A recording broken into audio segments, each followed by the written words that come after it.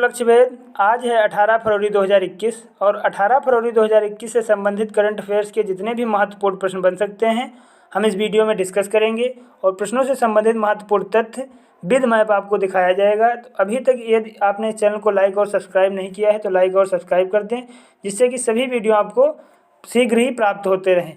चलिए देखते हैं। प्रश्न देखने से पूर्व हम कल का अभ्यास प्रश्न देख लेते हैं। हमने कल आपसे अभ्यास प्रश्न के तौर पर पूछा था, जम्मू कश्मीर ने बाढ़ के नुकसान के पूर्वानुमान के लिए किसके साथ समझौता किया है। तो अभी जम्मू कश्मीर ने बाढ़ से पूर्वानुमान के नुकसान के लिए यूके की स्पेस एजेंसी के साथ समझौता किया है। कई लोगों ने इसका जवाब कमेंट बॉक्स में भेजा है। जवाब भेजने के लिए धन्यवाद। अब आज के प्रश्नों की तरफ बढ़ते हैं। हमारा आज का पहला प्रश्न है, किस देश में पहला फागुन उत्सव मनाया गया है। तो अभी पहला फागुन उत्सव बांग्लादेश में मनाया गया है। अब यह उत्सव बांग्लादेश में मनाया गया है। तो पहले मैप में देख लेते हैं। यह है मैप में बांग्लादेश। बांग्लादेश की राजधानी ढाका है और बांग्लादेश की यहाँ की मुद्रा टका है। बांग्लादेश की प्रधानमंत्री शेख हसीना हैं और बांग्लादेश के राष्ट्रपति अब्दुल हामिद हैं। यहीं पर अभी पहला फागुन उत्सव मनाया गया है। तो इस तरीके से इस प्रश्न का जवाब ए सही है, बांग्लादेश। नेक्स्ट क्वेश्चन, हाल ही में विदेश सचिव हर्षवर्धन श्रृंगला, यहाँ पे श्रृंगला है, श्रृंगला किस देश की 2 दिवसीय यात्रा पर जाएंगे। तो विदेश सचिव हर्षवर्धन श्रृंगला रूस की 2 दिवसीय यात्रा पर जाएंगे। ध्यान रहे ये विदेश सचिव हैं, ना कि विदेश मंत्री। विदेश सचिव हर्षवर्धन श्रृंगला हैं और विदेश मंत्री एस जयशंकर हैं। अब ये रूस की 2 दिवसीय यात्रा पर जाएंगे। तो पहले मैप में देख लेते हैं। ये है मैप में रूस। रूस की राजधानी मॉस्को है और रूस की मुद्रा रूसियन रूबल है और यहाँ के राष्ट्रपति व्लादिमीर पुतिन हैं और यहाँ के प्रधानमंत्री दिमित्री मेदवेदेव हैं और यहीं पे रूस में ही ओरल के पहाड़ हैं। तो यहीं पर अभी हर्षवर्धन श्रृंगला जो कि हमारे विदेश सचिव हैं, ये भी 2 दिवसीय यात्रा पर जाएं। तो इस तरीके से इस प्रश्न का जवाब सी सही है, रूस। दुनिया की उड़ने वाली पहली हाइब्रिड कार को किस देश ने मंजूरी दी है। तो अभी दुनिया की उड़ने वाली पहली, जो कि विश्व की पहली हाइब्रिड कार है, इसको अमेरिका ने मंजूरी दी है। अब यह हाइब्रिड कार है। तो पहले इमेज में देख लेते हैं कार को। यह हाइब्रिड कार है और यह कार 10,000 फुट की ऊंचाई तक उड़ सकती है ऊपर, जबकि अमेरिका के परिवहन विभाग के अंतर्गत आने वाली फेडरल एवियस एडमिनिस्ट्रेशन यानी कि FAA द्वारा यह कार तैयार की गई है और इस कार को 160 किलोमीटर प्रति घंटे की रफ्तार से उड़ान भरने की अनुमति दी गई है। इस कार को जनरली तरीके से 2022 में लाया जाएगा। तो इस तरीके से प्रश्न का जवाब डी सही है, अमेरिका। नेक्स्ट क्वेश्चन देखते हैं। हाल ही में राज्यपाल M राम जोइस का निधन हो गया है। वे किस राज्य के पूर्व राज्यपाल थे। तो अभी राज्यपाल M राम जोइस का निधन हो गया है। ये बिहार और झारखंड के पूर्व राज्यपाल थे। अब ये M राम जोइस जी थे। तो इनका मैं इमेज में देख लेते हैं। ये है M राम जोइस और अभी इनका निधन हो गया है, जो बिहार और झारखंड के पूर्व राज्यपाल। हाल ही में M राम जोइस का निधन हो गया है। वह बिहार और झारखंड के पूर्व राज्यपाल थे और वे हरियाणा और पंजाब हाईकोर्ट के मुख्य न्यायाधीश थे। इनकी उम्र भी 88 वर्ष थी और इनका निधन हो गया है। इनका जन्म 27 जुलाई 1932 को कर्नाटक के शिवमोगा में हुआ था और इनका निधन 16 फरवरी यानी कि भी मंगलवार 2021 को इनका निधन हो गया है। तो इस तरीके से इस प्रश्न का जवाब सी सही है, बिहार और झारखंड। हाल ही में किस भारतवंशी ने चीन में शीर्ष राजनयिक का पदभार संभाला है। तो अभी डॉक्टर सिद्धार्थ चटर्जी ने, ये भारतवंशी है, उन्होंने चीन में शीर्ष राजनयिक का पदभार संभाला। यहाँ पे नायक है, अब ये सिद्धार्थ चटर्जी हैं। ये हैं सिद्धार्थ चटर्जी जो भारतवंशी हैं और इन्होंने ही भी चीन में शीर्ष राजनयिक के तौर पर पदभार संभाला है। हाल ही में भारतवंशी संयुक्त राष्ट्र के वरिष्ठ अधिकारी सिद्धार्थ चटर्जी ने चीन के शीर्ष राजनयिक का पदभार संभाला है।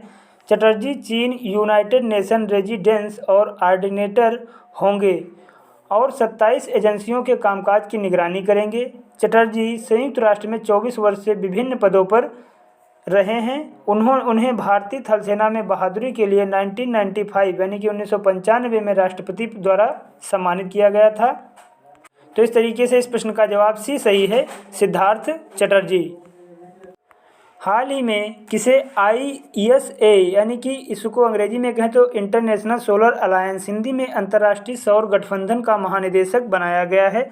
तो अभी डॉक्टर अजय माथुर को IASA यानी कि इंटरनेशनल सोलर अलायंस का महानिदेशक बनाया गया है। अब डॉक्टर अजय माथुर को बनाया गया है। ये हैं डॉक्टर अजय माथुर और यही अभी अंतर्राष्ट्रीय सोलर अलायंस के महानिदेशक बने हैं।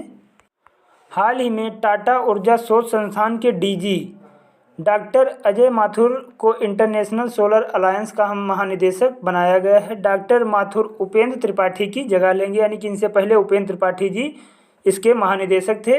और ये IASA की स्थापना 2015 में हुई थी। इसकी स्थापना 2015 में हुई थी और 2015 से उपेंद्र त्रिपाठी जी इसके महानिदेशक थे और अब यह पदभार इनको मिला है, अजय माथुर को। IASA की स्थापना अच्छे, टिकाऊ और सस्ती ऊर्जा की मांग और उपयोग को बढ़ावा देने के लिए की गई थी। तो इस तरीके से इस प्रश्न का जवाब सी सही है, डॉक्टर अजय माथुर।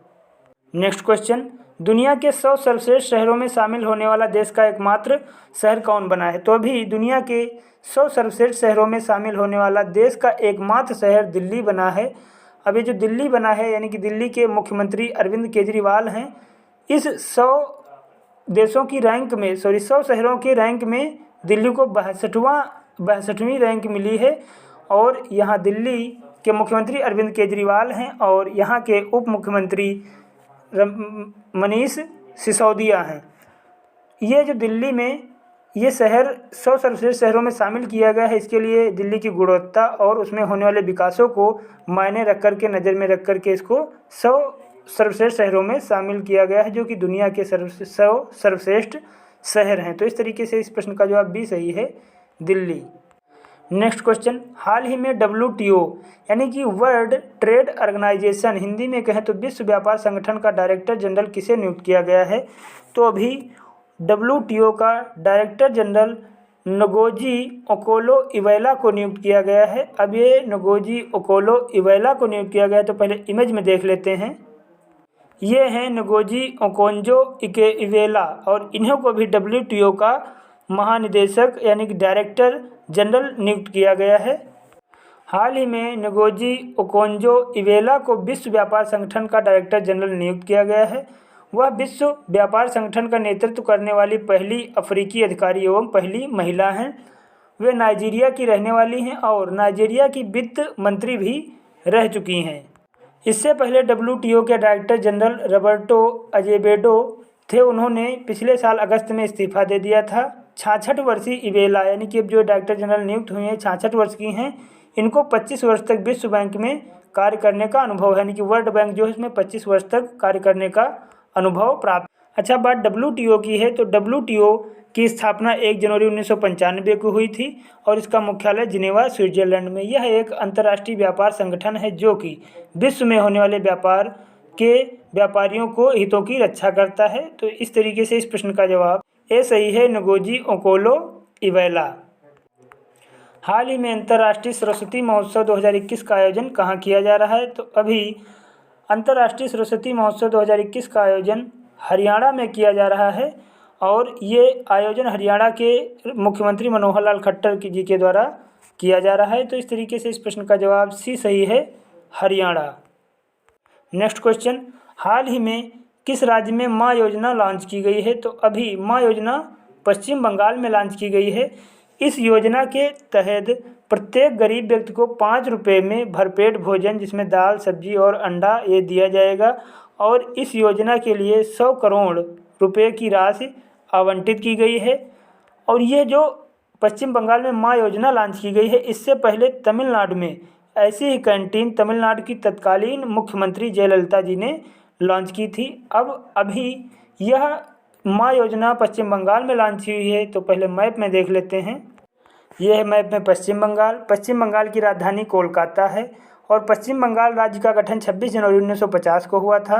पश्चिम बंगाल की मुख्यमंत्री ममता बनर्जी हैं। पश्चिम बंगाल के राज्यपाल जगदीप धनखड़ हैं। यहाँ के प्रमुख नेशनल पार्क में Sundarban, Buxa, Gorumara, Neora valley national park और सिगालीला नेशनल पार्क यहीं पर है। यहाँ की प्रमुख वाइल्ड लाइफ सेंचुरी में जलदपाड़ा वाइल्ड लाइफ सेंचुरी है, चपामारी वाइल्ड लाइफ सेंचुरी है, महानंदा वाइल्ड लाइफ सेंचुरी है, महानंदा वीर वन्यजीव अभ्यारण्य यहीं पर है। तो यहीं पर भी माँ योजना यानी कि माँ कैंटीन की शुरुआत की गई है। तो इस तरीके से इस प्रश्न का जवाब सी सही है, पश्चिम बंगाल। अब आज का अभ्यास प्रश्न देख लेते हैं। हमारा आज का अभ्यास प्रश्न है, हाल ही में 11वें राष्ट्रीय संस्कृत महोत्सव का आयोजन कहाँ किया जा रहा है? ऑप्शन दिए हैं केरल, असम, पश्चिम बंगाल या फिर बिहार। तो इस प्रश्न का जवाब आप कमेंट बॉक्स में लिखना ना भूलें। यदि इस वीडियो में आपको कहीं पर कोई डाउट है, कोई कन्फ्यूजन है तो निसंकोच आप अपने प्रश्न को कमेंट बॉक्स में लिखिए, आपके प्रश्न का जवाब दिया जाएगा। यदि वीडियो आपको अच्छा लगा हो, हेल्पफुल लगा हो तो आप इस वीडियो को लाइक, शेयर और सब्सक्राइब जरूर कीजिएगा। फिर मिलते हैं अगले वीडियो में अगले दिन। तब तक के लिए आप लोग अपना ख्याल रखिए।